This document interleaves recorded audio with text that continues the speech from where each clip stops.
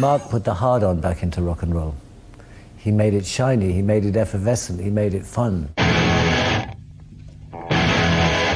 He was definitely born to boogie, yes, he was always a star. France is fine, France is good, everybody says it's just like Robin Hood. I mean, Marc, I felt was certainly a pioneer and the prince of glam rock. He was a big influence on the 70s because he was the first real glam rocker in the way he looked. Everybody else followed him, even Bowie. He gets labelled as a glam act. He's not a glam act. He's a great pop rock act, one of the great ones. He was constantly exploring himself and musical frontiers and expanding them.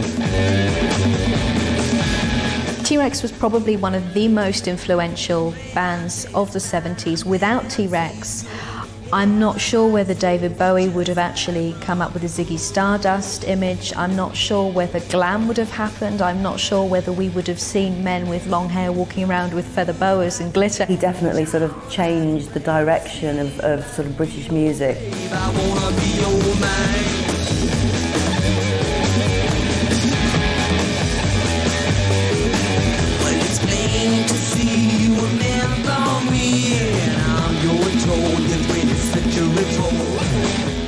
If I am a star, it feels all right.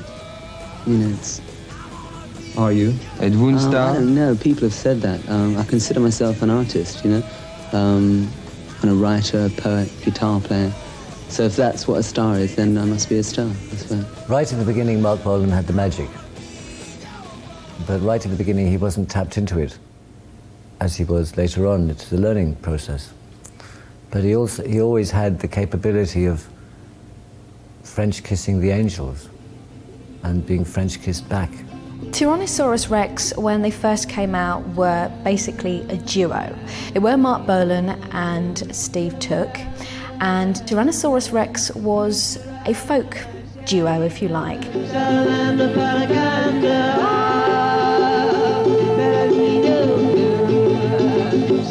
Well, Tyrannosaurus Rex had a great cult following. They really did very, very well on the university circuit and at festivals.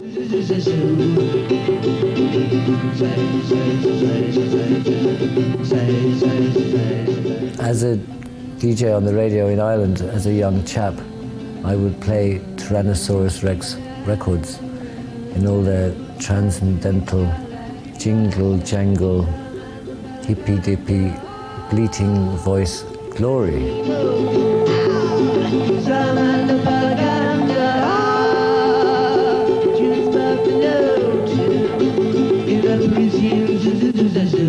Tyrannosaurus Rex had done 3 albums, which, you know, had not really done much, to be quite honest, as far as sales were concerned, but showed us the creative output of Mr. Bolan's mind.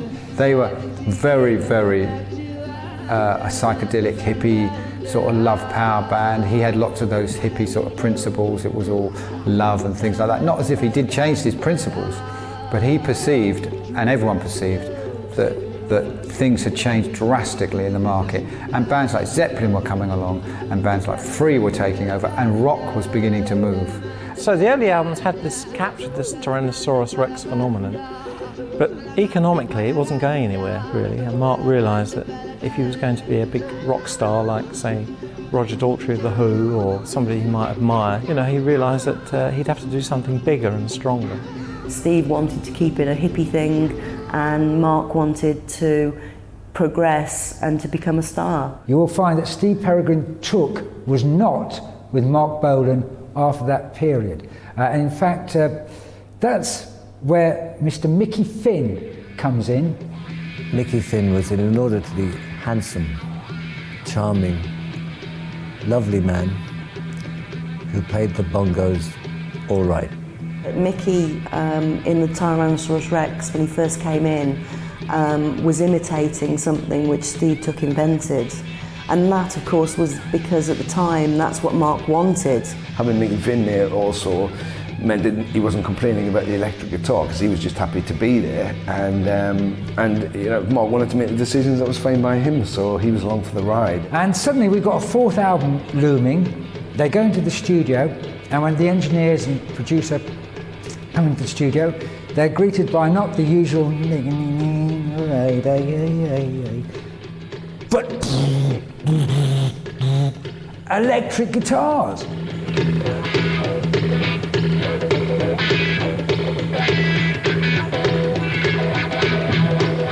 It was a matter of getting off being cross-legged on the stage, plugging in the guitar, shaking it up, and wham bam, thank you ma'am, you know.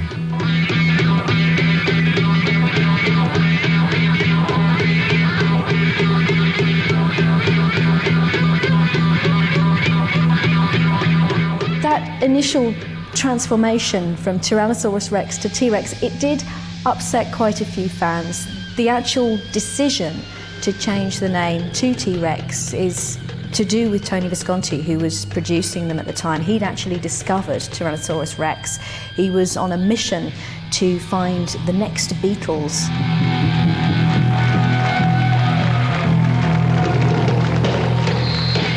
First thing had to be done was shorten the name. If you have a really long name, it's going to be little on the poster or any graphic, you know. If you have a short name, you can make it bigger, i.e. more visible, you know. Tyrannosaurus Rex was a great name, very evocative name, but it wasn't the sort of thing that would trip off a housewife's tongue. People were finding it difficult to pronounce Tyrannosaurus Rex. I think Tony Blackburn or some DJ couldn't even say the word properly. So, you know, Marc didn't initially go with it, but then eventually he did. Tony Visconti was a very, very able producer, and he came from a different environment. He came from New York. He'd been producing Bowie for a long time. His principle was to make records that were radio friendly. Marc Bolan sort of reinvented himself as T.Rex and went into the more rockier side and stuff, you know, that he came up with the more contemporary sort of music. It's like a worship for me to write, because I don't do it, you know, it's like I'm being used by a melody as a being, if you want, and there are certain chords that just, there are magic mists within those chords. You play a sort of C major chord, and I hear like 25 melodies and symphonies up here. I just got to pull one out. As T.Rex, Marc really wanted something that was bigger. He wanted to be a rock and roll star. And what had happened was he was getting a bit moody about these things, and his wife at the time, his first wife, June Child, just got fed up, and she said, right, go on. Go into the bedroom, and I'm going to lock you in there, and tomorrow morning when I come out, I want you to have written at least, you know, a few songs, and we're going to stick it on this album, because I'm just fed up with this. And so Marc went in there, locked himself away, and the following morning the story goes that June came in with this cup of coffee and said, okay, what have you done? And he produced this track, Ride a White Swan, and he said, yeah, I'm happy with this. Ride a White Swan was the first complete change from the old Tyrannosaurus Rex to T.Rex. They actually became from a totally album-orientated band to at number 25. And then it was kind of around. You'd hear it occasionally. Radio had started to pick up on it. Underground people in this country for years, and in overnight, he's suddenly got this whole new audience of little teeny, weeny, beany, pop pixie children.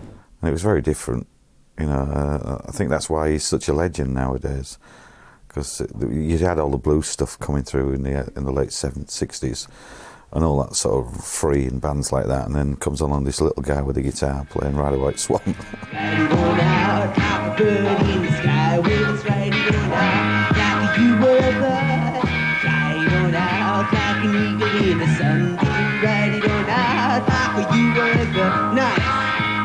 It's a very simple song, but just great. I think his vocal, because before Marc's vocal was always a bit slurred, and he had this particular diction thing going on, and the trem on his voice, and it's still there in Ride a White Swan. You know, you have to listen close to actually hear about the lyric itself. But you know, fantastic delivery, and already his vocal was starting to mellow out a bit. His diction was becoming a bit clearer, much more commercial again, much more pop oriented. And so suddenly the whimsical fairy tale had a backbeat, and suddenly the poetry had volume, and suddenly girls were looking at his trousers, and suddenly the audience looked like Marc Bolan. Changing the style of the music slightly allowed it to reach a mass audience, really. Was it planned? Prémédité? No, not at all. It just sort of came into it, you know. It moved into the realm of sort of commercial music on its own, really. I think it's probably the only way that it can happen. Once Ride a White Swan had been out, they brought out their first album as T.Rex.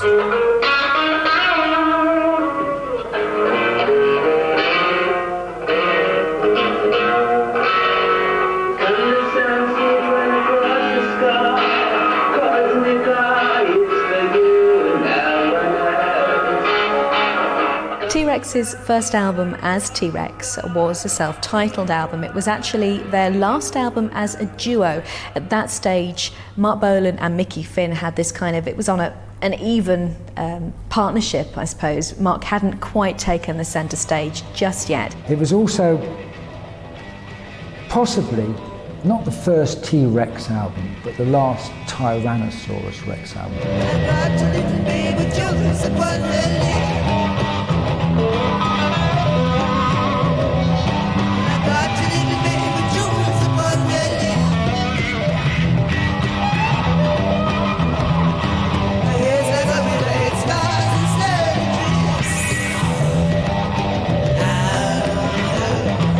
Marc was still toying around with these sort of slightly mystical lyrics that he was very interested with, kind of elves and witches and things like that. Oh, I thought it was great. I mean, tracks like Jewel, you know, they really rock out. They're kind of light in a way, but the guitaring's lovely.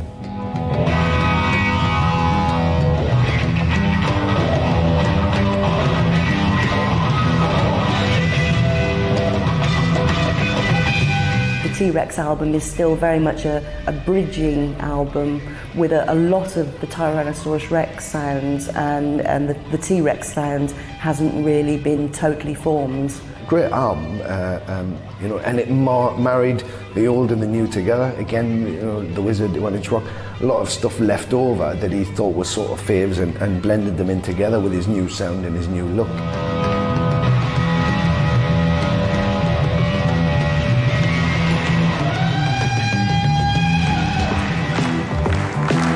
She's my woman of gold, she's not very old,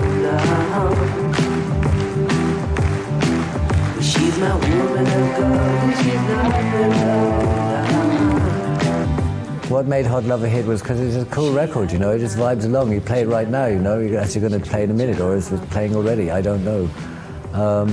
And it's very upful. It's lifting, you know. I started out, you know, just with two people, and slowly I augmented it when I felt I could cope with it, you know, but I enjoyed working with perhaps the string section, as there's a lot of people. I wouldn't want to have that responsibility of having to work with them all the time, you know. But this is your basic T.Rex group of 4 players. Sure, yeah, and it's a question of economics as well, believe it or not. I mean, to go on the road is incredibly expensive. You know, we have to find a grand a week before you even play.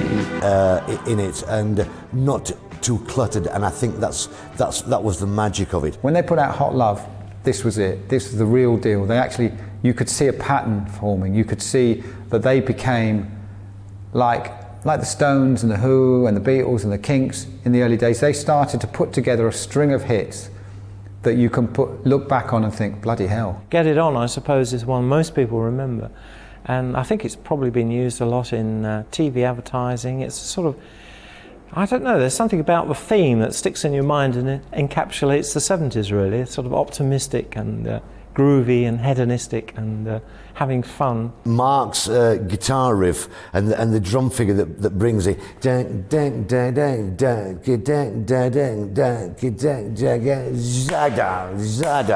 mean, that just kicks it off right there. Get it on, bang on, get it on, down. ow, ow, ow. You know, those snaps, fantastic.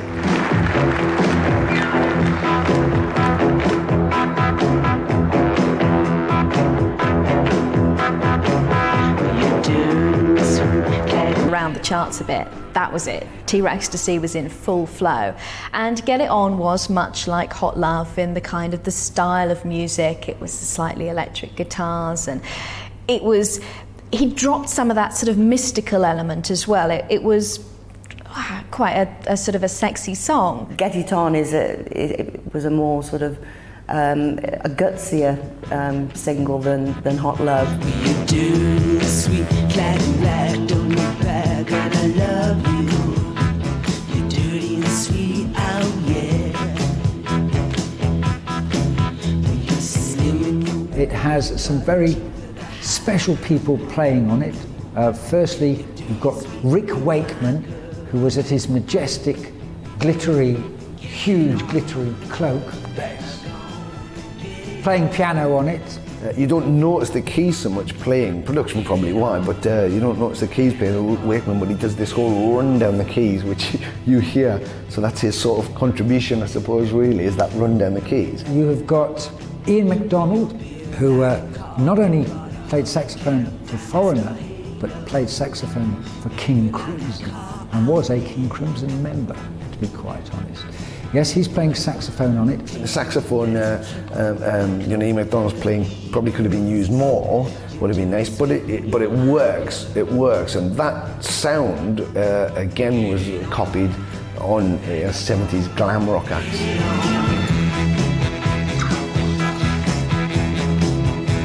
It was really the only song that actually had a decent chart position in America, and this was the bane of Marc Bolan's career, really, or his life, was he wanted to get his stuff heard in America. He wanted to get out to this American audience. Get It On was probably one of their best records.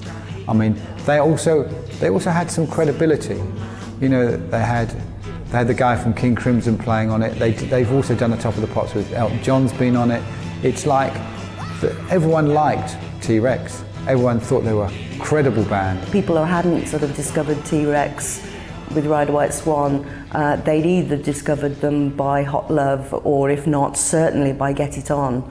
And so obviously Electric Warrior was just the album that went with that, and really, I think, brought in a lot more fans. Marc Bolan was here and the world was getting to know about him, and that album certainly was his ship, or his... As teenagers are sort of reaching puberty and starting to pick up sort of things like that, Bleached on the Beach, I Want to Tickle Your Peach, it's a rip-off. They hit a peak, they actually were in the groove, they got all the songs right, Tony was producing brilliantly with them.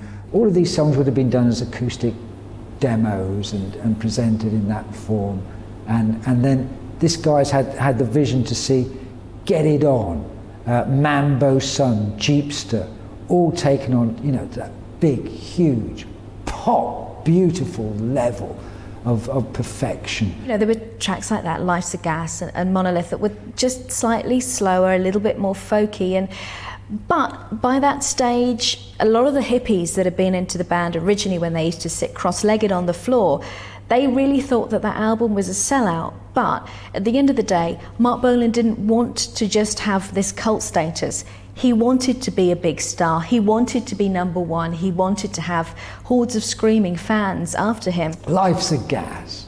I mean, I was a T.Rex fan, but I found that one a bit hard to swallow, just because it was so perfectly sweet and sugar candy production. But I didn't want sweet and sugar candy. I wanted my Lean Woman blues, which again, listen to Dylan, early Dylan with the electric guitar. It's almost could have come from any of those early Dylan albums.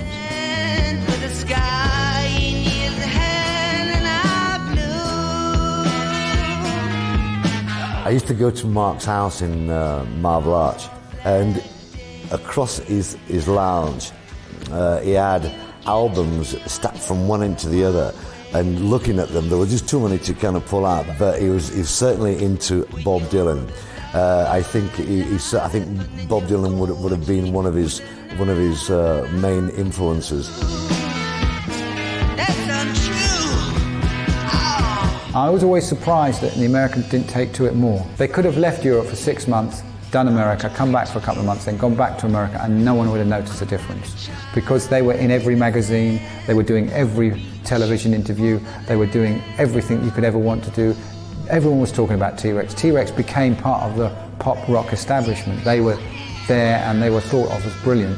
Electric Warrior is that album that made everybody sit up and take notice, and everybody said, okay, T.Rex, they're here to stay.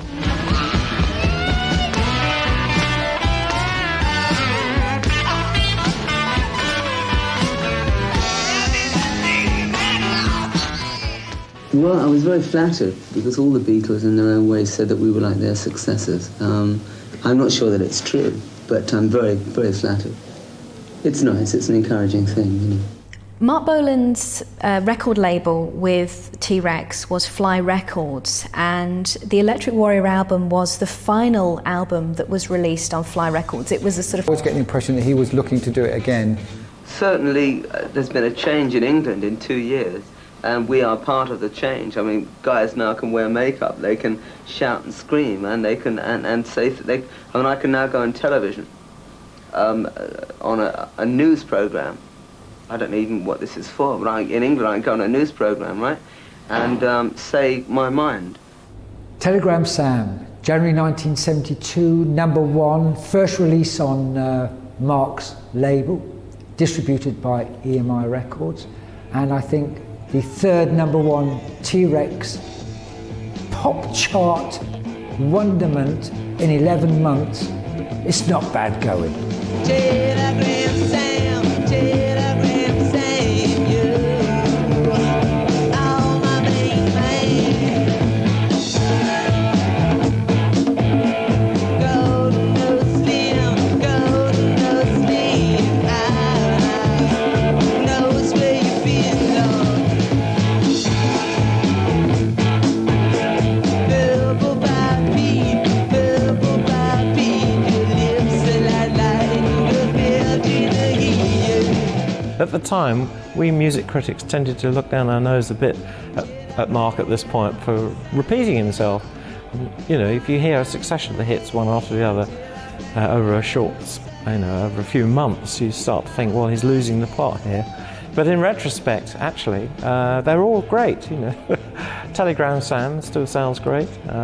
You hear it again 20 years later, and you think, well, that's good fun, that's a great record, it still stands out. They managed to actually create a bigger sound, if you like. Electric Warrior had a lot of orchestral parts that Tony Visconti had put onto it, but with Telegram Sam, from the royalties that they'd actually had from the previous #1s, they were able to put a lot more money into buying new equipment, more state-of-the-art stuff, so they were able to get a much more professional sound. And in a way, that was, Marc Bolan was happy with that. He wanted the band to sound that little bit more polished.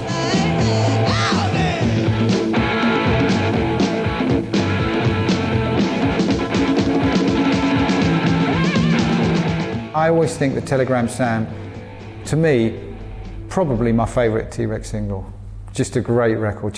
It's got attitude, it's got humour, it's got everything that Bowie and the Beatles used to do really well. It's taking a little bit of the Mickey out of the whole business. What does it mean? What did he, in the song that he called you, what does that mean? I don't know idea. No? I know nothing. It's Purple Brad Beep, you know, it's whatever you want. One thing I didn't understand at the time was the fact that, of course, Telegram Sam was a song written about Marc's manager, Tony Secunda, hence the initials TS, Telegram Sam, and TS, Tony Secunda, who became Marc's manager late in '71.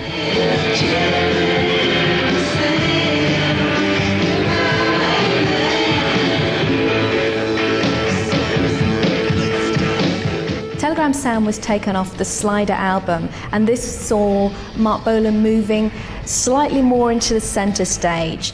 By this time, Mickey Finn's contribution was slightly a little bit lower down, and Marc Bolan was very much, you know, I'm on the covers, look at me.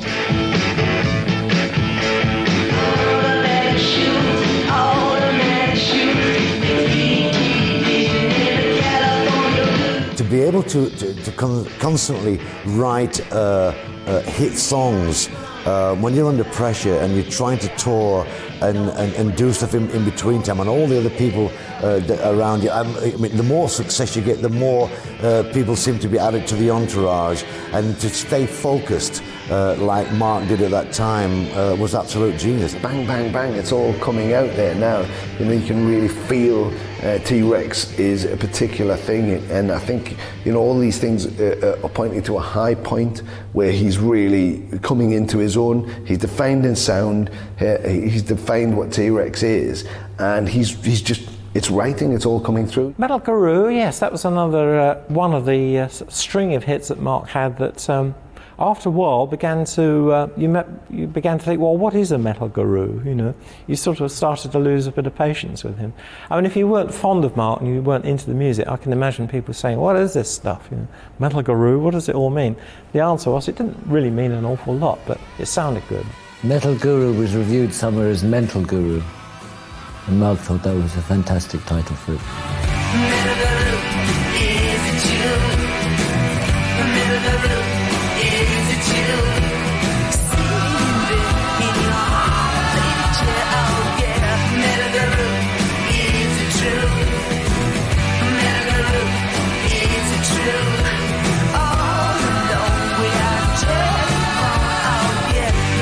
I liked it on reflection more now than I did at the time.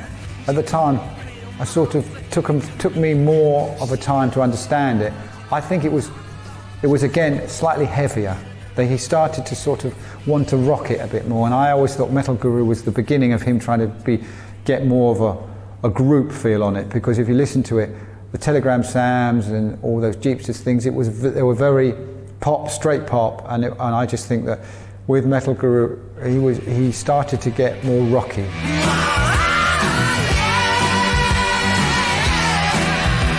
The whole beginning to the track with the vocal, all that was just copied by a plethora of 70s bands, you know. His sound was really there, the 70s, sound of the 70s. Metal Guru was another #1 hit for T.Rex, and it was one really at that stage. The whole sort of T.Rex phenomenon was there, it was established, and Marc Bolan was really reveling with his feather boa and the glitter and everything, and he was still trying to crack that American market, and it just wasn't happening. They just weren't grasping this song, and Metal Guru was it was this real sort of happy, cheery, sing-along kind of song, and they just weren't understanding it. But the British fans, they thought it was great. We play for the kids that never saw the Beatles, never saw Jimi Hendrix. They're seeing us as those sort of people, you know, because they never saw it, they weren't around it. The average age of the audience is 15, 16, you know. I definitely remember the whole sort of feeling at school with my school friends was that we were all still T.Rex fans, and so, you know, Metal Guru I thought was a great song, and was definitely sort of one of the T.Rex at their very best songs.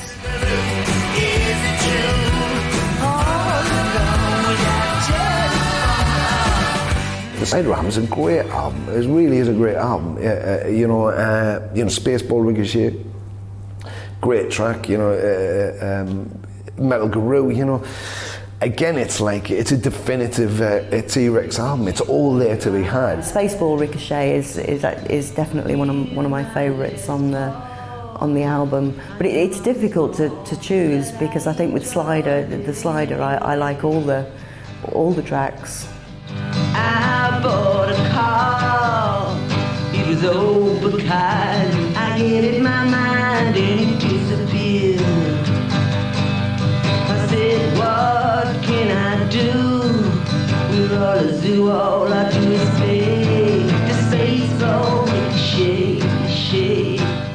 When you get an idea, you need to bang out 3 albums that I always think that are pretty much the same for the public, so the public get it. I think this was just another one in that stage. not their best album, but still very good tracks on it. I mean, it's hard to criticise someone when they're that good. The album that had Bolan alone on the cover, looking like an hermaphrodite Lillian Gish, crossed with Shirley Temple in his Born to Boogie top hat. God bless him, what an album.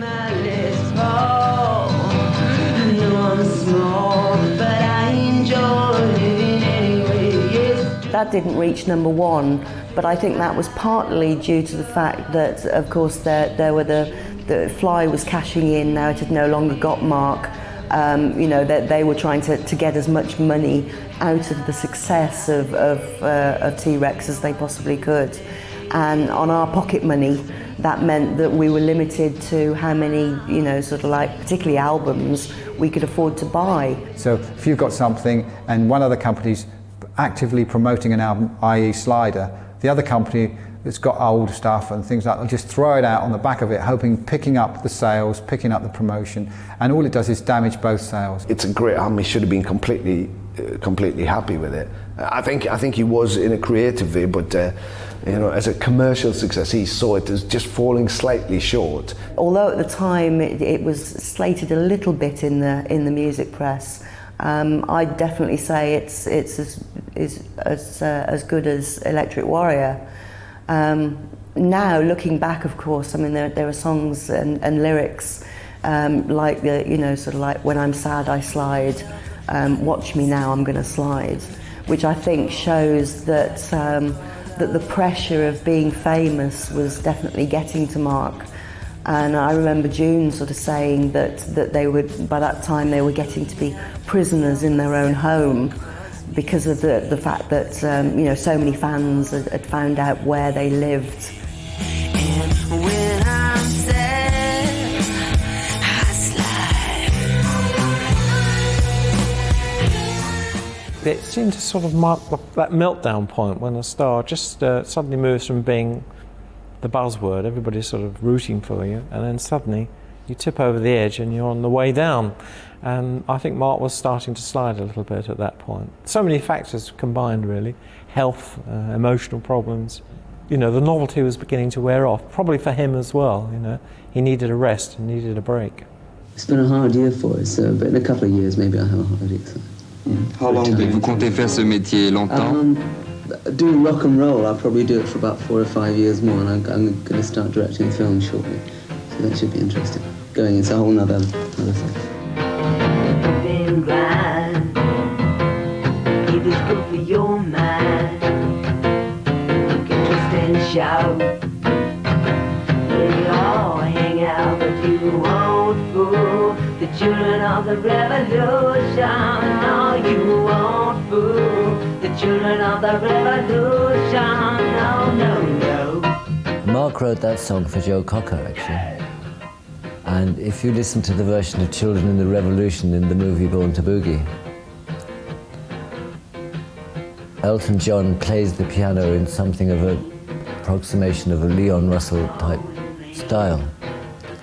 And the sonic of the song in the film is nearer to how it was written. The children of the revolution, you won't fool. The children of the revolution, you won't fool. The children of the revolution. A lot of people had said the single version wasn't as good as the version that was on the film. It was a little bit more kind of rocky. Again, Bolan was leaning towards those psychedelic early years, and it was just a very psychedelic song. Children of the Revolution, September 72, number 2. And let's hope that Marc accepted it as a number 2, because often, well, always, if a song went to number 2, it didn't exist in his world.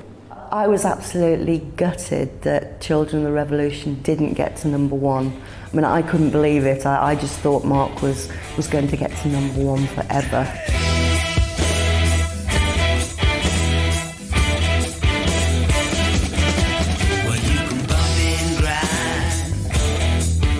Children of the Revolution, again, was one of those songs that was held off the top spot by someone like Benny Hill or something.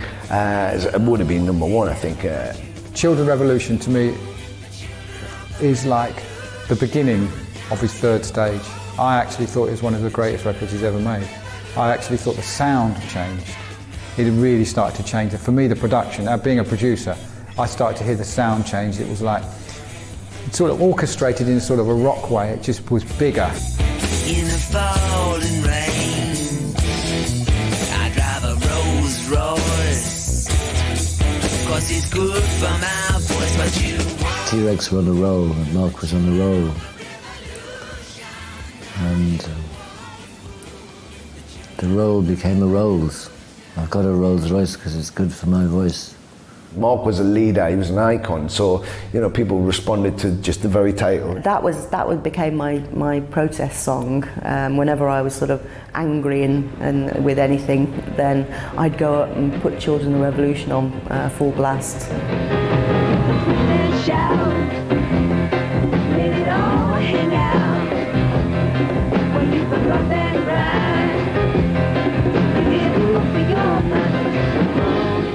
Children of the Revolution was actually originally used on a film that Marc Bolan made with Ringo Starr. And again, this was another attempt of his to try and break this American market because the Beatles had been a big band in America. And so he got together with Ringo and said, right, well, let's put together like a little film. And the film was called Born to Boogie. I have a film company with Ringo and I will be making film. I think anything where the media is kind of an expansion of rock and roll. I mean, there's been a lot of talk about revolutions. The only revolution that's going to happen is if people like myself or Mick Jagger or Rod Stewart or whoever try to get into other fields, be it television, be it movies. Then we will get a revolution.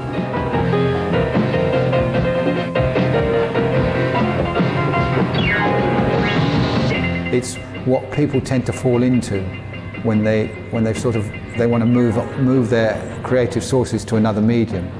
When I think they should think very carefully about doing that. Everyone's made that. There's very few quadrophenias out there. At the time, everybody was quite excited about it and was hoping it would be a real documentary about the band and about Marc Bolan, who was still a phenomenon that people were discovering and were anxious to know more about, but it really didn't tell you a lot about Marc, the actual film. The great thing now, of course, it is a record of him performing live.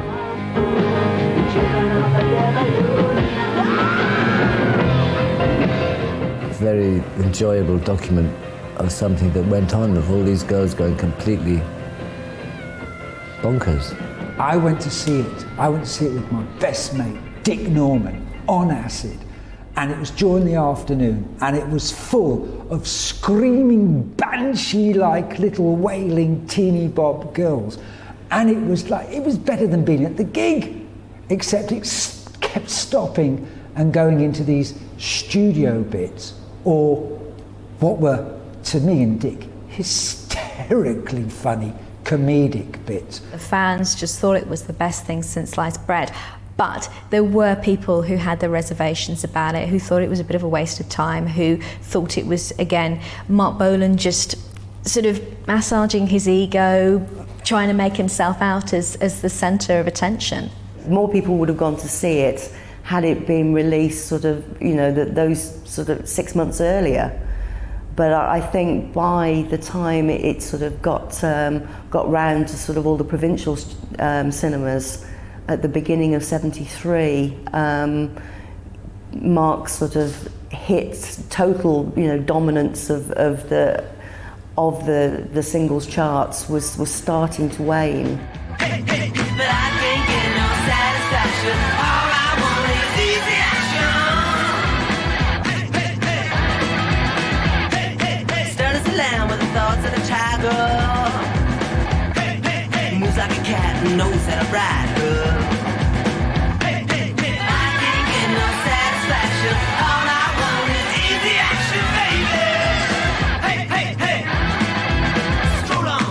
Solid Gold Easy Action to me started to get a bit confusing to me.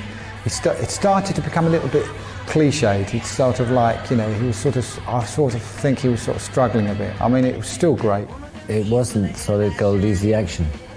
It was a good rock and roll record, a good kind of record of that genre, but it was not Telegram Sam, or it wasn't Hot Lover, it wasn't like a White Swan.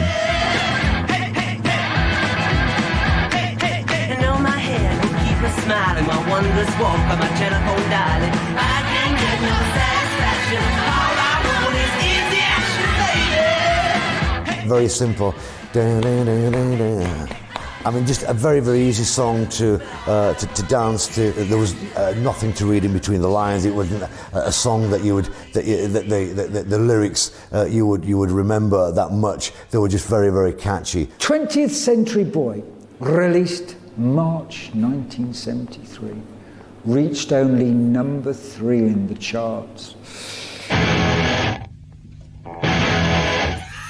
But it's the best heavy metal track by T.Rex ever. It's a dance floor filler. If you play that out... David started to take off. I think there was a bit of rivalry there, and David would always watch Marc Bolan's career, study it. He would always be going on about it, you know. Oh, Mac's just been to America and he's not cracked America yet, and we're going out next week.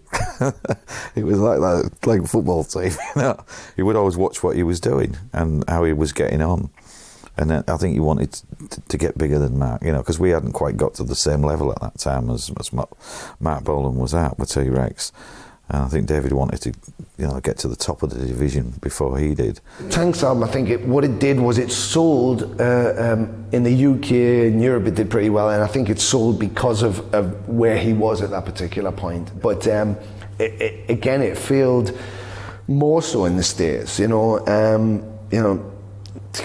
not even getting really inside the top 100 really, and you know, I mean, that's, again, I'm sure it had a massive effect on him. Tanks had this rather dubious picture of Marc astride a tank with the barrel pointed outwards. Mary Whitehouse, who was a campaigner of keeping TV clean, she was outraged because she said it was phallic, and she tried to get the album cover banned as being obscene. And I think that was good publicity for Marc. Born to Boogie's on there, which is an interesting point because Born to Boogie was the name of the film that he did with Ringo Starr and stuff, and that song isn't on the film, in the film, so that was interesting for a start.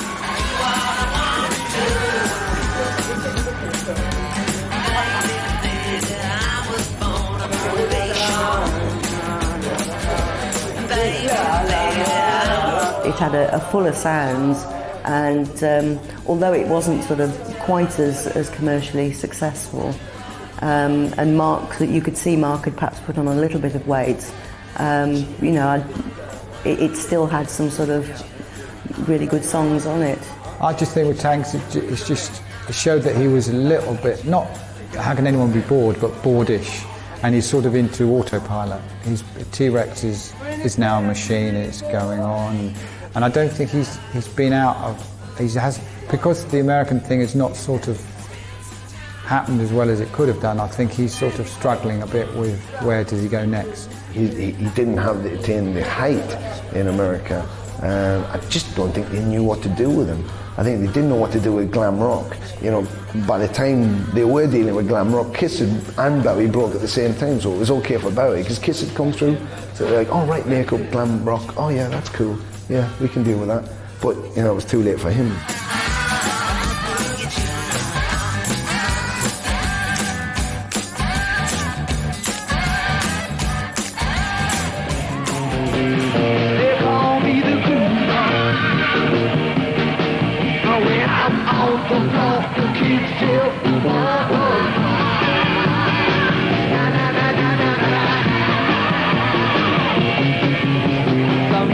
Groover, I think, is another feature track that had basically that gave Mickey Finn certainly something to do. It was Mickey and his conga playing.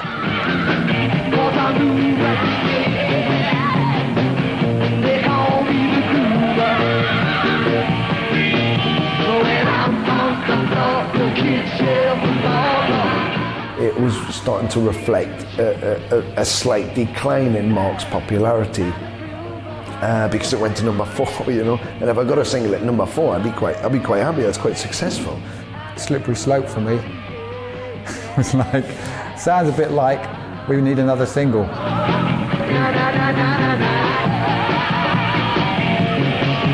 There's a point where you think that you're impregnable, where you think it doesn't matter what I write, I'm writing great stuff, and all of a sudden the audience turn around and go, yeah, that wasn't that good. You go, what do you mean? Everything I write's great. You love everything I write. At the time, everything that Marc brought out I thought was wonderful.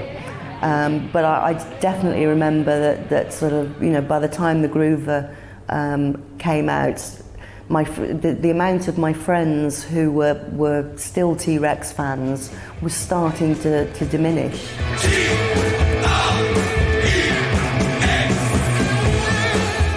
I love the fact that it started, you know, T-R-E-X. Although, of course, obviously that was one of the things that he was accused of, you know, starting to become very egocentric. You know, the lyrics were starting to become very egocentric, and that's when the press was starting to sort of pick on him, and you know, he was losing the plot. No, I'm not having it.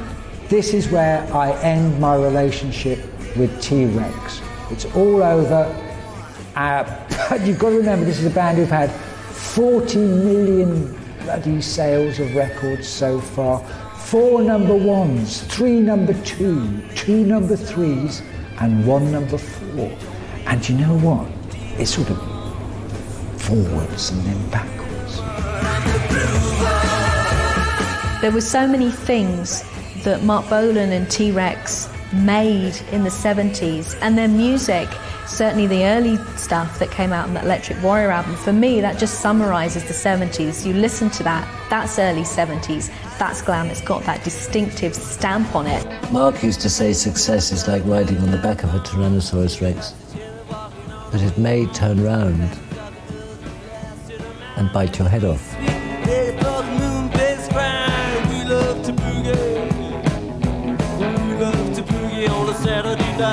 He created glam rock, but unfortunately, of course, then everybody jumped on the bandwagon, and you know, sort of like people like sort of Gary Glitter pushed it to silly extremes. People called him a glam rock star, and he was really, but he and Gary Glitter and Elton John and Slade were all part of that so-called glam rock thing. But I think Marc was a little bit above that, actually. He was much cooler than that. I think he was a bit hipper.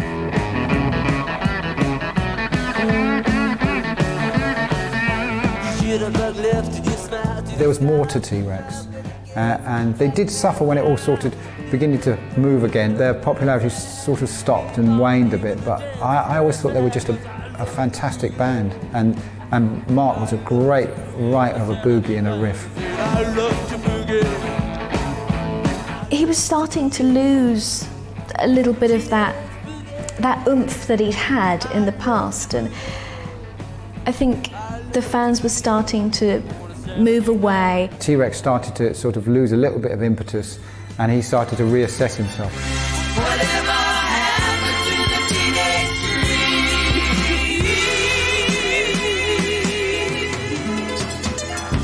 Surprise, surprise, the boys are home. My guardian angels run down my telephone. The heat's on, mister, can't you hear them scream?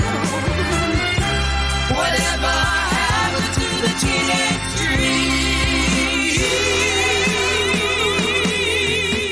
Cool, very good. Whatever happened to the Teenage Dream? Such a good record, you know, and such a brave record, because it had gone a little bit wobbly. Obviously an autobiographical song, and rather strangely I remember that there were 3 songs out at the same time, all with teenage in the title. Alice Cooper's Teenage Lament, Marc's Teenage Dream, and The Sweet with Teenage Rampage. And you know, sort of obviously at the time I would never have admitted that in actuality, if I'm really honest, of the three songs, the best of the three is actually the Sweets' Teenage Rampage. Probably, I think, because of the fact that that's what teenagers want to do, really, isn't it? They want to rampage. This was him again, just tickling the chin of the undercurrent of the mothers and fathers and the adults, and just having a bit of fun on there. And I think it has a really oldie world feel to me as well. It has a lot of stuff going on in there. Lyrically, like I say, it's not explicit or anything like that, but it's verging on that sort of that fun side, a little bit of the risky and stuff like that. Just a good fun piece, I think. But all was lost when her mouth turned green. Whatever happened to the teenage dream? It was this kind of strange British take on rock and roll. If you weren't in on the joke that it's kind of spoofing early British rock and roll, like Cliff Richard and the Burt Weedons and the Billy Furies and that kind of. If you didn't quite get that joke, then I don't think it meant an awful lot. I think Marc was definitely by that time, he was starting to wonder, whatever happened to the teenage dream, because he was the teenage dream and he was no longer getting to #1, and I don't think he knew why. I don't think he'd worked out how to reverse that. They just started to become a little bit of a mush to me then. It's just like they're not like, Telegram Sam, and they're not like Metal Guru, they're not like Children of the Revolution, they're not like Ride a White Swan. Those classics, I just feel struggling. I always, you like them, but sometimes you need more time to like them than you would the others. So maybe that's a good thing, maybe that's a bad thing. Baby blue. He declared glam rock dead in 1974. He was looking for a new musical direction, but he never found a musical direction that was sort of commercial, that people actually wanted to buy, because he got into sort of like soul music. Change is coming just like the sun. Change is coming, you better run. If you look back on it, you can see that he is sort of coming to the end of writing all those singles, banging them out.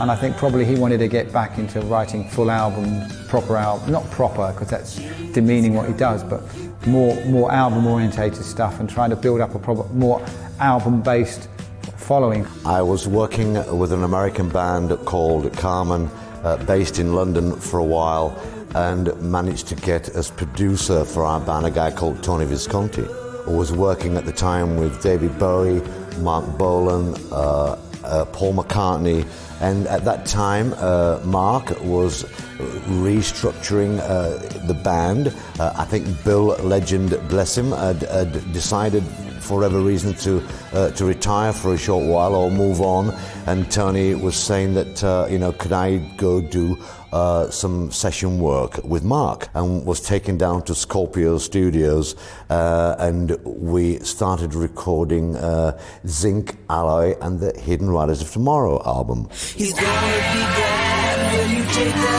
hand of the liquid gun. Oh yeah. It's a jumbled up cornucopia of all different influences and ideas, new and old, melding and clashing and exploding and hopefully turning us on. As an artist, he was being put other colours onto his palette that maybe he couldn't use in his paintings quite so easily as other people.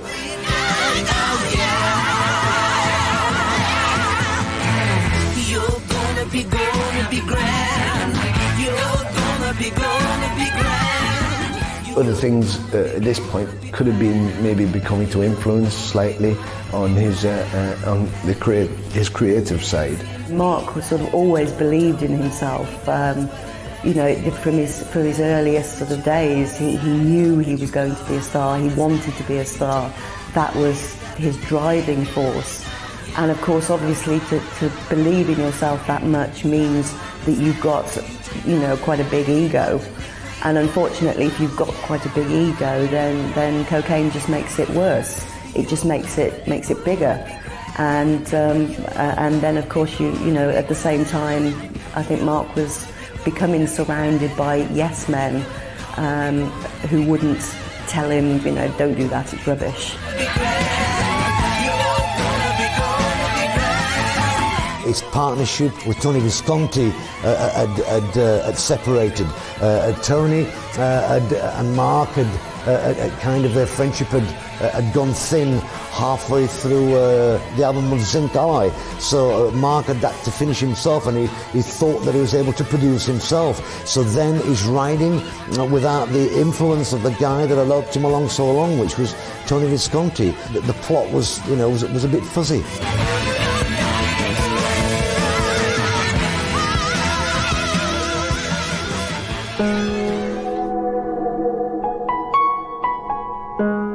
It was a bad move to relocate to America simply for the fact that he was now in the culture, in Hollywood, in that whole drugs, drink thing.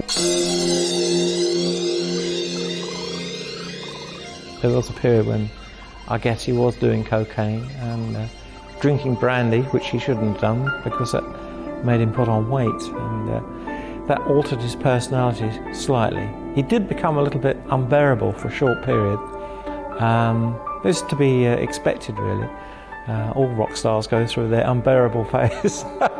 Another thing which I think did have a negative effect on his life was the splitting up of him with his wife June.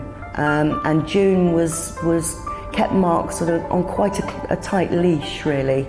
And that was the thing, you know, Marc and June split up, and he was then a lot more free to eat what he wanted, to take, you know, sort of more drugs than June would probably have let him take, and to drink more.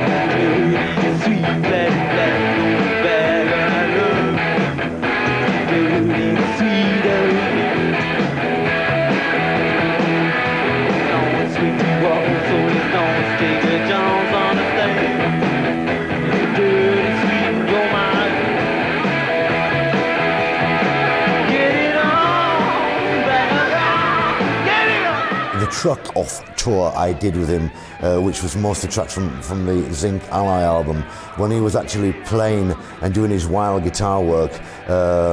Maybe some of the notes were right, maybe some of them weren't, but it didn't really matter. It's like looking at Salvador Dali. Was that correct, that what he painted? It didn't really matter, because what he was doing as a musician, whether he played the right or wrong notes, it was the excitement, it was the way that he put it across that was exciting. I don't think that was a weakness. Live, no, he always gave his all, Marc. He was always bouncing around, full of energy. But the only weak point, I would say, was that the numbers weren't terribly well rehearsed, you know. They'd fall apart maybe at the end. They didn't really think about endings. It was all sustained by the hysteria of the audience, the jamming. It's like a jamming band, really. And if you took away that kind of support, then it could collapse. It could, you know, they didn't really have the reserves of arrangements and songs to sustain like a whole 2-hour concert.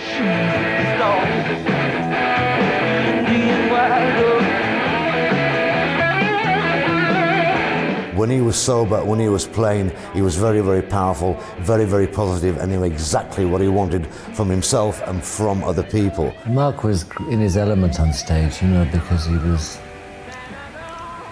coquettish, he teased, he wound them up, he did it with a smile, he did it with his guitar, he did it with his trousers, he did it with his audience.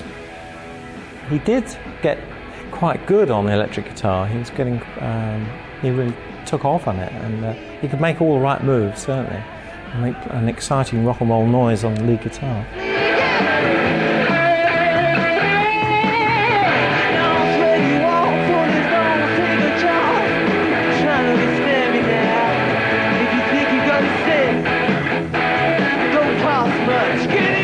When I was recording at that time with Marc, he would have a song idea and so on, and he would sometimes give us a guide vocal, but then it could possibly change. When he went to the studio, he would probably have half a dozen ideas and a few lyrics written down, but yet the song vocally wouldn't possibly, wasn't always complete. There was like, he'd say, no, it's going to go like, it's going to go like that. He knew basically the arrangement of the songs, but then it could change at any time. Marc was a sponge. He sort of collected ideas and then sort of evolved them into his own thing. So I think it was a great loss for Marc when Mickey Finn left, or well, really was sacked. I would say that I don't think Marc noticed he was gone, because at that particular point he was developing other projects and he was too involved in himself and his desperate need to succeed. So I don't think it was of a great impact to him. I think he just thought, well, that's how that is, that's okay, I'll just keep going.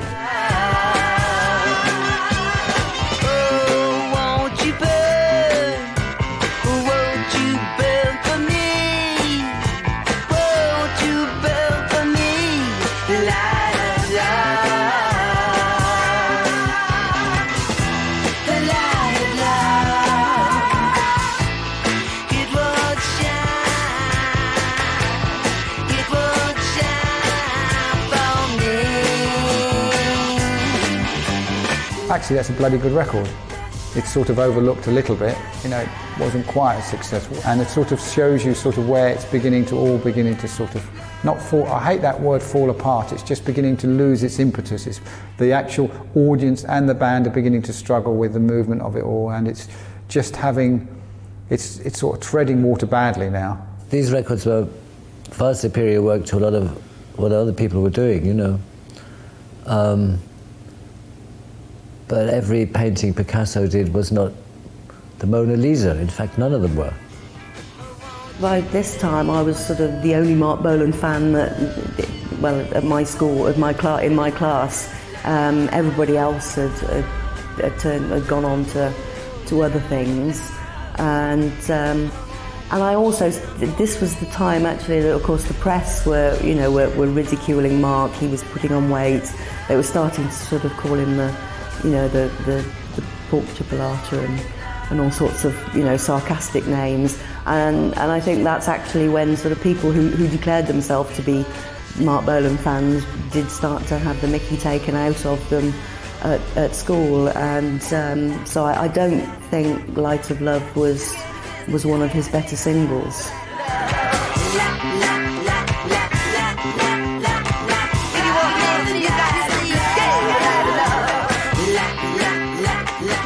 Light of Love was probably one of the biggest disappointments for that era for T.Rex, because it didn't get to the positions that some of the earlier material had got to. And really, Marc Bolan was starting to panic a bit here. And later on, the Light of Love album was actually released in America. This was again Marc Bolan having yet another attempt at trying to crack this American market, because he was so desperate to do it. And it was actually released as an album, Light of Love, and it just flopped. The American company said, okay, to break America you need these songs, so they put an album together just especially for America. And the American thing was planned badly. In retrospect, it was planned badly. Marc tried to go in too high, Which is a very difficult situation, when you're mega somewhere, to come somewhere else and no one really cares that much.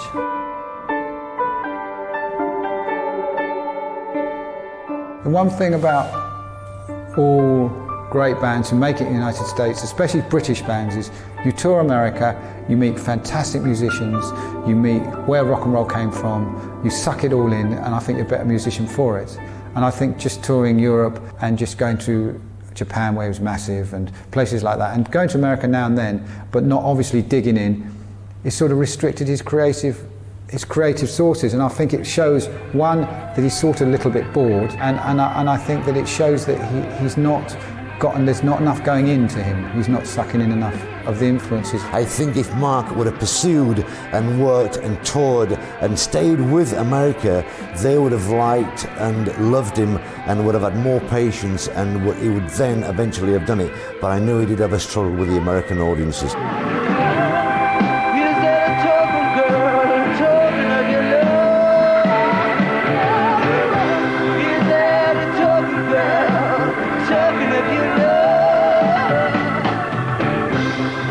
I actually saw Marc in the States by chance. I was on tour with Humble Pie and they were playing a gig out in Long Island, I think. And I didn't know Marc was there. And when I got there, we found T.Rex playing away to a sort of a room full of rather drunken, inebriated students from New York. They weren't getting it on at all. They really couldn't get the T.Rex phenomenon. To be honest, he was dying to death. I felt, oh dear, this is embarrassing. And we met on the plane coming back from New York back to London. Neither of us mentioned this terrible gig, and I didn't write about it, and Marc didn't mention it once on the whole journey back. So it's like sort of something you drew a veil over this. And then, of course, we have DB, David Bowie, sussing this because he's a hip gentleman then and now, and sort of sliding in, and becoming Ziggy. But without Marc, there could not have been a Ziggy. He took the glammy rocky thing, even though I don't think Bowie was that glammy rock anyway. He took the glam rock thing and the dressing up thing from Bolan, and of course Bowie cracked it in America, and unfortunately Marc Bolan didn't do it. You know, T.Rex didn't really take off in the States. It was more a British thing. I don't think Americans could see it. There was the friendship and the association with Bowie and Marc Bolan, but I think Marc always sort of quite resented the fact that David Bowie was having success in America, and he wasn't. But he was trying so hard. The great thing about David Bowie was that he was, I think, maybe a little bit more in tune or more able to make a change and create new characters, because he was an actor, was able to act, so he could assume characters. And I think because he was probably looking and traveling around and watching what other bands were doing at the time, was able to create all these characters. He could tap into all those energies and use them. I think maybe Marc would probably have had to spend a little bit more time, or spend a little bit more time in America. They both grew up in London. I think Marc was very much more of a London boy than David was. He managed to sort of be a lot more sort of international. And so I think that was, Marc was basically, I think, a little bit too British to translate to American audiences. Do you remember when we left? You moved behind me, girl, like a stainless chain, and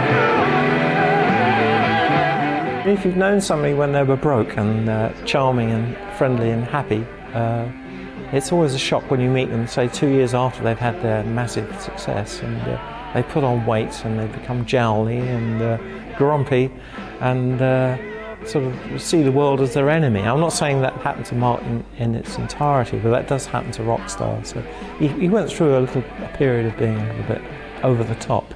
This was Marc, loosely speaking, in his Fat Elvis period. A thing that befalls many. John Lennon had his Fat Elvis period, you know. Sitting around looking at the swimming pool for inspiration. And Marc had his Fat Elvis period. And sometimes the music became Fat Elvis period.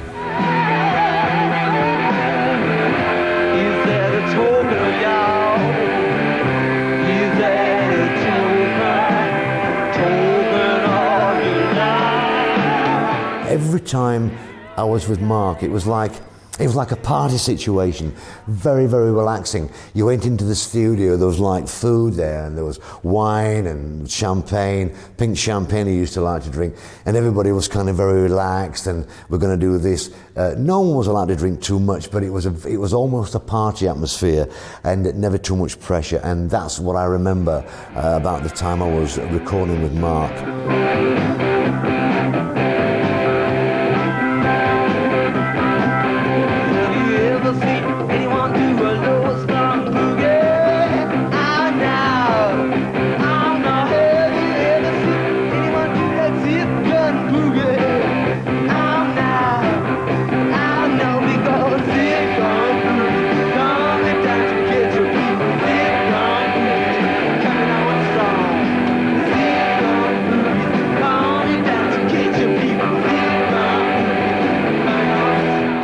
Gun Boogie was a kind of it's probably something that he'd read in a New York juvenile delinquent book, which was all about zip guns from the 1950s and 60s. Because I remember reading a book about New York gangs using these zip guns, and I think that's probably where Marc got the idea from.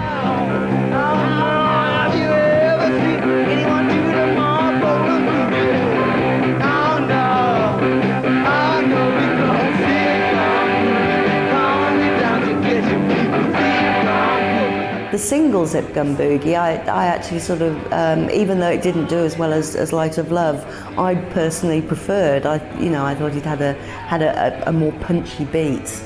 I thought Light of Love, Marc's vocals were kind of a little whiny.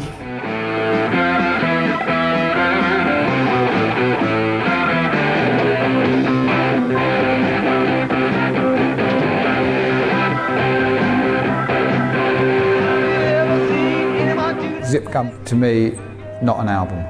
It's stuff that's been recorded before, it's been around a long time.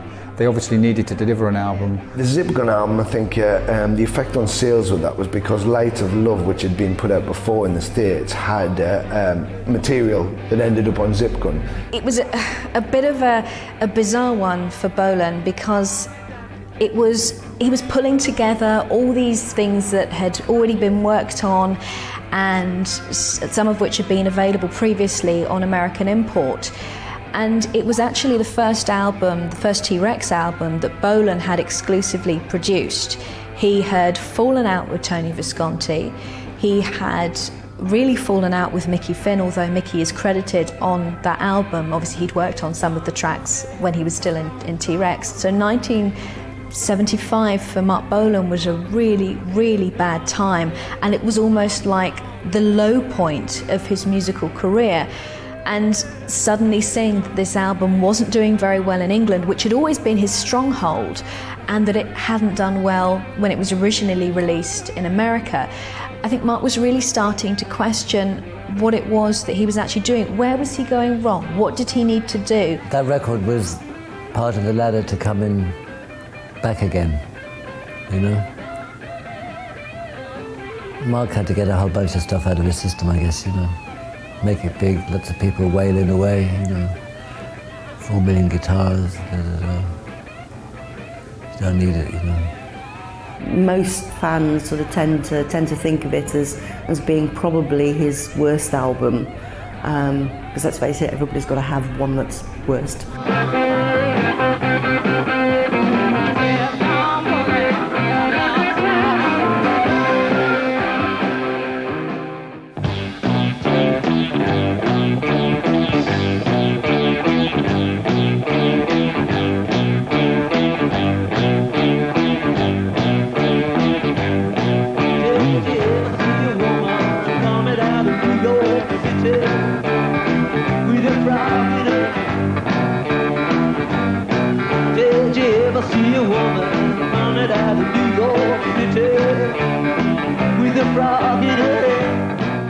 The New York City single was quite a point, because he'd been sort of out of action as far as the hit singles and stuff go, and floundering slightly somewhat, you know, desperately looking.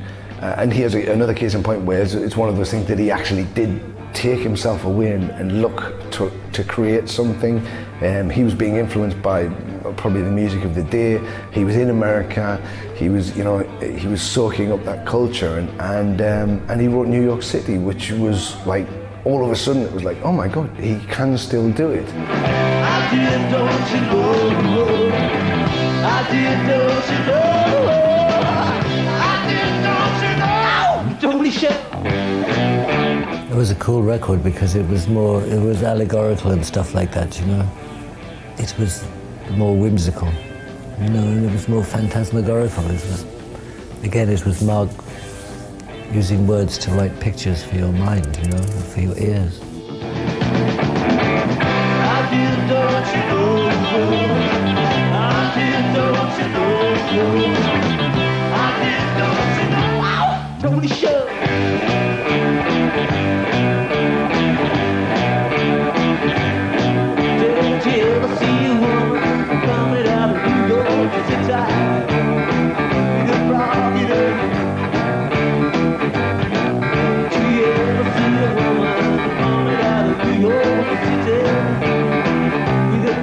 It was very, very simple, and as far as I'm aware, Marc had seen a lady coming out of New York City with some with a puppet frog or a frog in her hand, and he must have thought that was, you know, a little bit bizarre, and promoted him to write a song about it. But it was kind of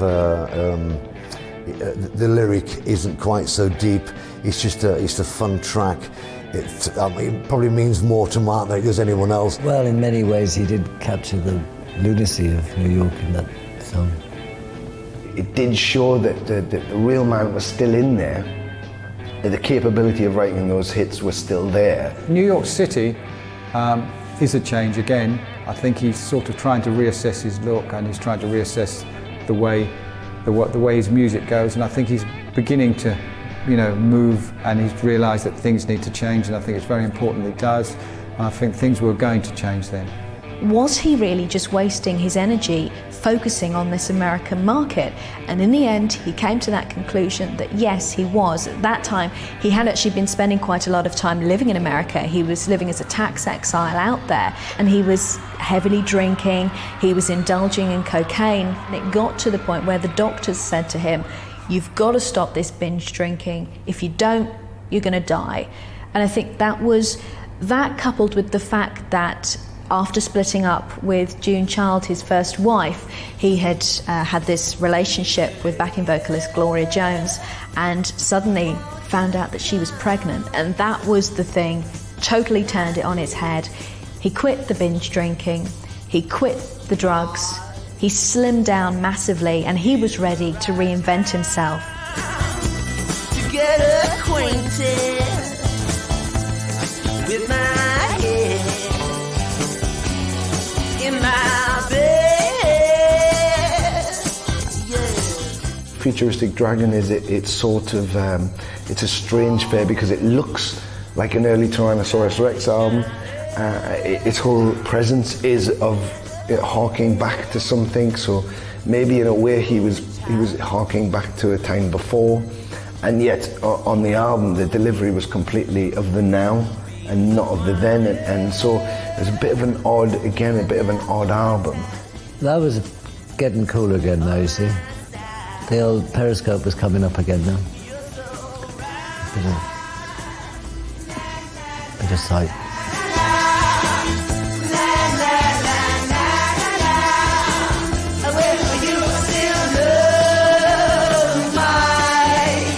Still a T.Rex album, but I think they still hadn't things hadn't moved on enough. It doesn't do anything remarkable. It lends itself to look like it's one thing and ends up being something else. Bit of a lost event, really. I saw him on the 1976 Futuristic Dragon tour, and of course by that time he'd been through his low period as well as his high period.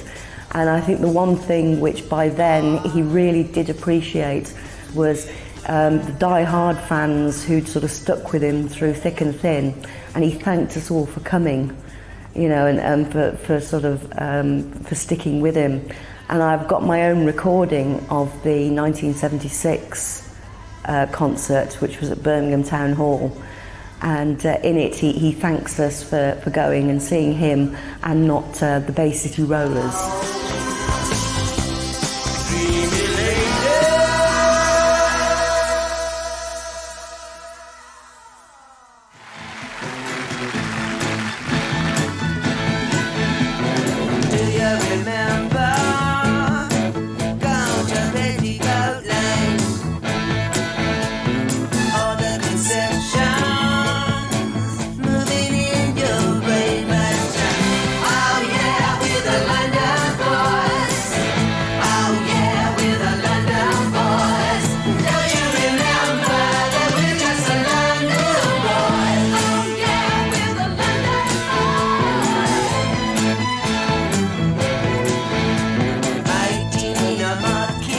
London Boys, for me, not a great record, okay, but not fantastic. Maybe just like a great, I don't know, football or tennis player. He'd peaked, and to get back, it was quite hard to get back. London Boys was all right. No, it was all right. It was all right.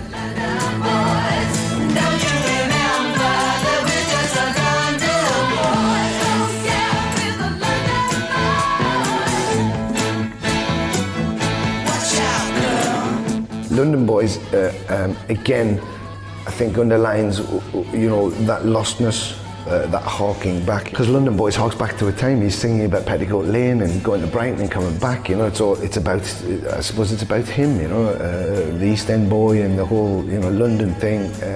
Again, it's a bit sort of soulful. He's looking back to a different time. Oh yeah, we're the London Boys.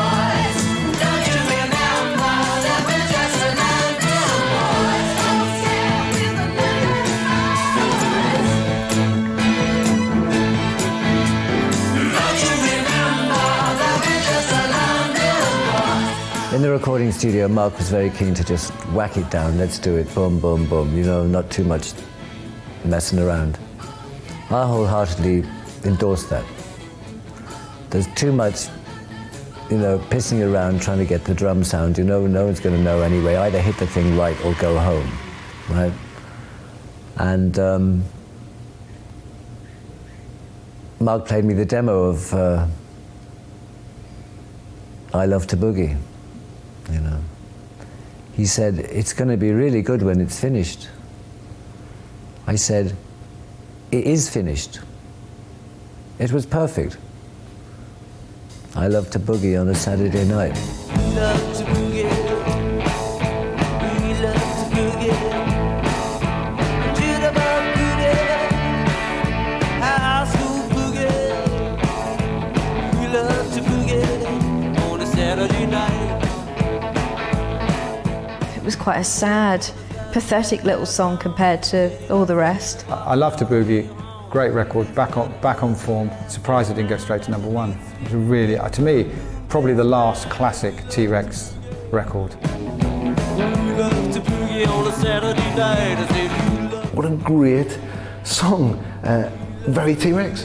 Very, very T.Rex. I mean, you know, you could sit that next to Jeepster and Mel Guru and all of that, and it works perfectly well. It seemed a bit flat and a bit slightly monotonous.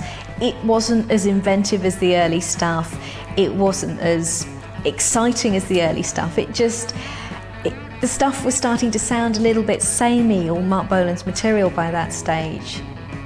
Just, I don't know, it was glam, but it was the dregs of glam, and it was songs like I Love to Boogie that I think pretty much caused that whole punk explosion of a load of anarchists saying, we don't want to listen to this. I love to boogie. I love to boogie on a Saturday night. I said I love to boogie. I love to boogie. Teenage boogie. I love to boogie. I love to boogie on a Saturday night. Marc's music with T.Rex was a nice bridge in a way between that innocent British rock and roll of the 50s, the sort of Cliff Richard, Billy Fury era that he rather liked and was quite charmed by, and then the more aggressive kind of rock of the 70s, and blending that together, I suppose that must have influenced a lot of people in punk rock, which came back in the late 70s, that sort of demand for innocence. But of course they were much more aggressive and powerful than Marc's T.Rex ever were. During the punk boom, T.Rex were like gods. The same way as Oasis looked up to the Beatles, most punks looked up to T.Rex as one of the bands that showed the way. They had a punk attitude, but with great songs. And every punk band I ever worked with always said T.Rex quality.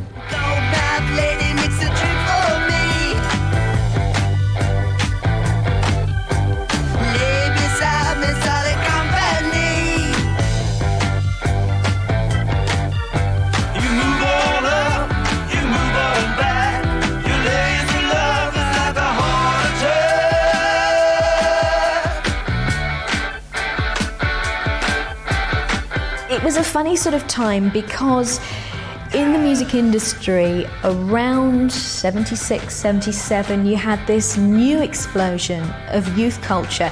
Back in the early 70s when Marc Bolan had started with T.Rex, Tyrannosaurus Rex, he was kind of the height of youth culture. He was the cool thing. Now he'd gone a bit out of favour, and punk had come in. Punk was this cool thing. And Marc Bolan, being this charismatic, if you like, maybe slightly a little bit arrogant kind of musician, came up with this thing. Oh yes, well, I invented punk. I was the cosmic punk. A lot of bands have claimed T.Rex as an influence. I can see why, because it's raunchy, simple. And he was the godfather of punk, as Marc told everybody himself many times.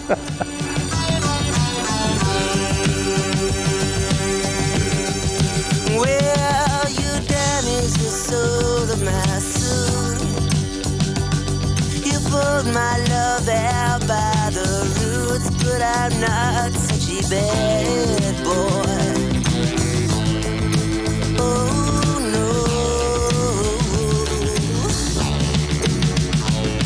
you ravish the runes of my tunes.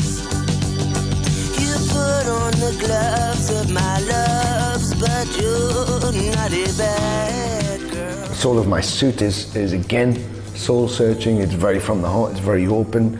You know, he was exposing himself. There was a low point in his life when he was singing about it. You know, and I think those points, the dragon, you know, London Boy's soul of my suit, it's you know, it's quite sad. I think it's quite sad because you feel he was sort of lost. Oh yeah, even strode, baby, rockin' around. Sold My Suit, to be quite honest, I find it hard to remember it. I've listened to it. By then, T.Rex had stopped becoming the force they were. They had records out. They were always treated with respect. They always got good television and things like that, but they didn't make the impact they were a couple of years ago. I Damaged the Soul of My Suit. That was a cool little record. I mean, I think Soul is a really beautiful song as well, you know, and I just wish he'd realised that. If he'd realised more that he didn't need to try so hard, he was capable of it. You poured out my love by the roots, but I'm not such a bad boy. Oh no. Marc Bolan was ready to reinvent himself, and his final album with T.Rex, although he didn't know it at the time, was Dandy in the Underworld, and it was a very personal album. In the past he'd been singing all about, you know, the witches and the goblins and all these wonderful things that he'd read about in Lord of the Rings, and then he'd sort of twist it slightly and he'd be talking more about sort of light-hearted things. But Dandy in the Underworld was really him coming clean and saying, Dandy in the Underworld is me. I had these problems and I'm coming through them. It's got all the dark side to all the success and all the money and all the fame, but it's also got that dark undercurrent, the drink and the drugs, you know, and he was a dandy, you know, he was the flowered shirt-wearing elf, you know, this ethereal figure. And I think that was his statement he was making on there. It was an exploration into his low points. A lot of the critics believe that that was actually his best album. It was up there on a par with Electric Warrior. And it really signalled a time of big change for Marc Bolan. He was running out of money. He had to do something pretty quick. And I think it's funny because when musicians and bands are in that time where they've run out of money and they really, really need to do something to come up with a big hit so they can redeem themselves, they do seem to. Stranded in the underworld, when we come up for air, oh, will anybody ever? Not all the tracks I love, some of them were very, very good, and the memory of it will stay around for a very, very long time. Whether it's one of my favourite albums or not, I can't really say. You have to accept it for what it is and respect its memory of Marc, but you go back to Electric Warrior and there's the real Marc Bolan.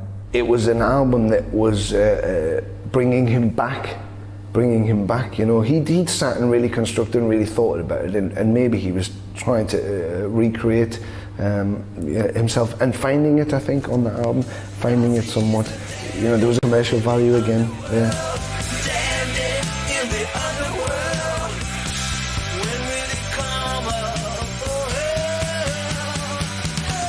I remember the Dandy in the Underworld tour at Birmingham Odeon, and he had the Damned as support, but he played a lot of his sort of the hits that he knew that people wanted to hear, but they had evolved a lot since they'd actually come out as singles, and this was now 77, and Marc had obviously spent a lot of time practicing his guitar playing and expanding, you know, his range. Girl, I'm just a Jeepster for your love.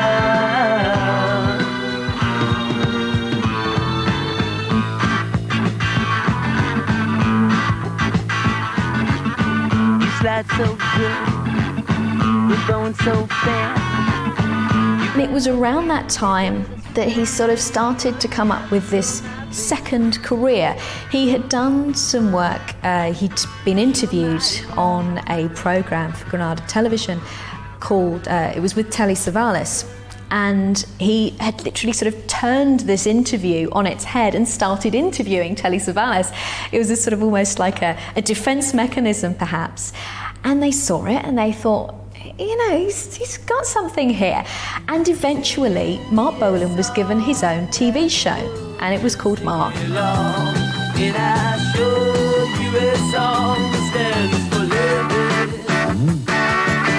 The whole idea was that he was going to get up, he was going to play his music, and then he'd bring on music guests and he'd interview them and they'd play their music. And there were bands like the Boomtown Rats and Generation X had come on, and suddenly Marc Bolan was cool again. The biggest and the best so far this week are an amazing group called Jam! He was really starting to reinvent himself. Everything was starting to look really good. He'd lined up Susie and the Banshees to come on. He was even lining himself up to produce Susie and the Banshees' debut album, which was 1978's The Screen. These were all great things that he had all sorted out, and the Marc was meant to be the 6-part series. The final part, he had David Bowie on as a guest. They performed a duet. The last time I actually met Marc was when I went to Granada TV studios.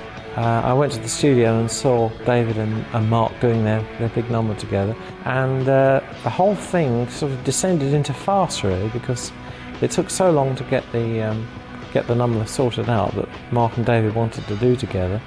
Being in the days of strong union representation, they pulled the plugs on Marc and David while they were trying to record the song, and the studio was plunged into darkness. So I remember the producer having fits, and Marc was in tears, and David Bowie was saying, "This is really Polaroid," he was saying.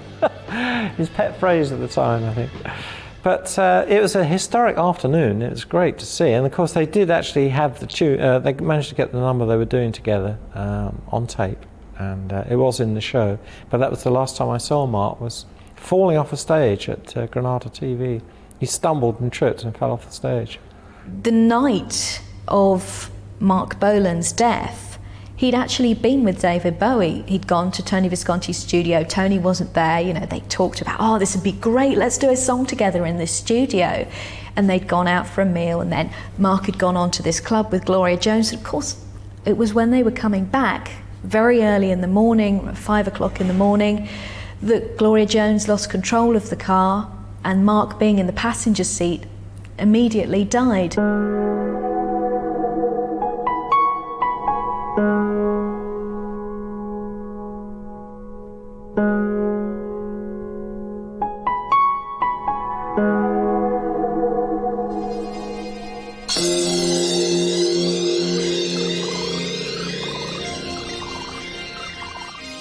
I got a phone call asking me had I been listening to the radio, which I thought was a very odd thing to ask me early in the morning. No, I haven't been listening to the radio. Marc's dead. It was shocking. It was shocking. It was just beyond belief for me, and I was just in total shock, I think, at the time. Elvis had died not that long before you, and I was round at Marc's house and he said, I'm glad I didn't die today. Because Elvis would have had all the space, I wouldn't have been the lead story, you know. So he waited.